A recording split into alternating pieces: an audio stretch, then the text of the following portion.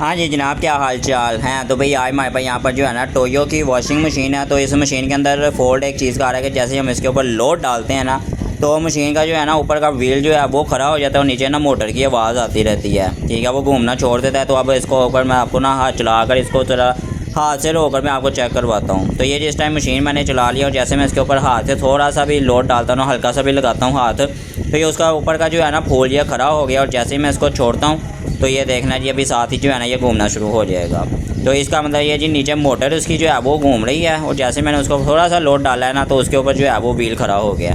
तो अब ये फॉल्ट है किस चीज़ का, ये बेसिकली जो है ना इसकी मोटर जो है उसकी पुल्ली जो है वो घिस गई हुई है, पुल्ली का फॉल्ट है। तो मैं आपको नीचे से भी चेक करवाता हूँ।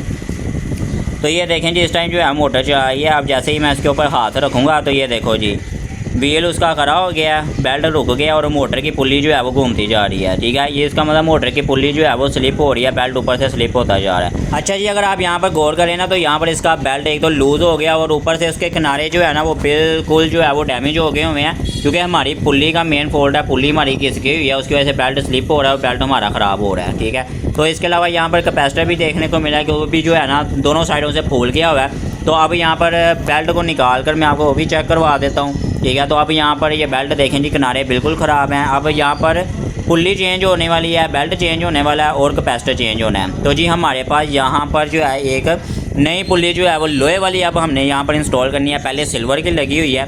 ठीक है, इसके अलावा हमारे पास यहाँ पर बेल्ट भी जो है वो 6 वाला मोटे वाला बेल्ट है। ठीक है, अब ये इंस्टॉल करेंगे। तो अब इसको इंस्टॉल करके तो फिर आगे चेक करते हैं इसके ऊपर दोबारा लोड डालकर ये प्रॉपर्ली जो है मशीन लोड उठा रही है या नहीं।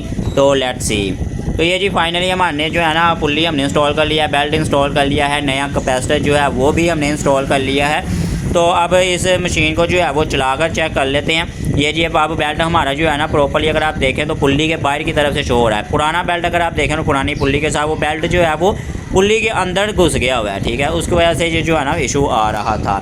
तो चलें जी अब इस मशीन को जो है वो चलाकर जो है वो चेक कर लेते हैं कि जी इस मशीन का इशू जो है वो रिजॉल्व हुआ है या नहीं। तो ये जी फाइनली जो है मशीन मैंने स्टार्ट कर ली है। तो अब व्हील के ऊपर दोबारा जो है ना मैं हाथ के साथ ही लोड डालूंगा। तो अब ये देखिएगा आप, तो ये इस टाइम मैं अपना फुल लोड ऊपर हाथ से वज़न डाल रहा हूँ। तो अब ये मेरे हाथ के ऊपर जो ये निशान पड़ा है ना, ये इसकी मोटर के जो व्हील है उसके रगड़ का निशान है।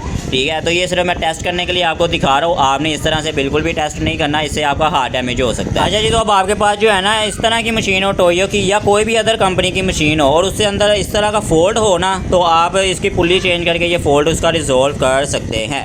तो भाई उम्मीद है आपको आज की वीडियो भी अच्छी लगी है। वीडियो को लाइक कर लें, चैनल को सब्सक्राइब कर लें। आज के लिए सिर्फ इतना ही। अल्लाह हाफिज़, गुड बाय।